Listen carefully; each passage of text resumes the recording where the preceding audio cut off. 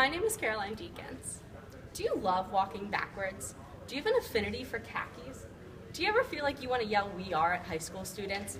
If you answered yes to any of these questions, you just might be a Penn State tour guide. Today I would like to explain to you what the job of a tour guide entails. A tour guide is important as they are the first face of the university that a prospective student sees. When a student comes to campus, they want to learn from the tour guide. In fact, many of your peers might be here because of a Penn State tour guide. I've been a tour guide for almost a year now, and I've given countless tours to countless students, the prospective students, and their families. I've also worked tirelessly with the chairs and executive board members of my tour organization, Lion Scouts. Today, I will discuss the necessary attire for a tour guide, what to actually talk about while on a tour, and how to answer questions from prospective students and their families.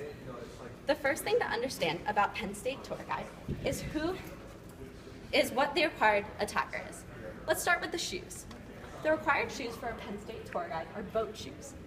In fact, the Penn State Tour Guide Handbook defines a proper inclement weather tour attire as either neutral colored rain boots or neutral colored snow boots. For the pants, you must wear khakis, not cargo shorts. In fact, you can wear khaki shorts or khaki pants depending on the weather. However, during the winter, I tend to wear thermal pants under my khaki pants to ensure that I'm warm. As for the top, tour guides have a bit of discretion. You can either wear your tour organization's approved polo, or you can wear the approved zip-up, or the approved quarter zip, such as the one I'm wearing today. The most important thing to remember about tour attire is that your name is visible. You must either wear your name tag or have your name visible on your jacket, such as I do. In addition to attire, guides must also have an understanding of the route. The second aspect of a Penn State tour guide is what to actually say while you're on the tour. There are three key things to talk about while on a tour.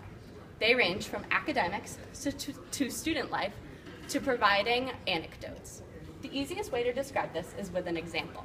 If I were standing outside of the student union building, I would tell a prospective family that right now they're outside the Hetzel Union building, more affectionately known as the Hub.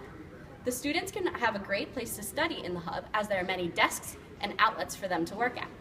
In addition, the Hub is a great place to meet people, as over 43,000 students walk through the Hub every day.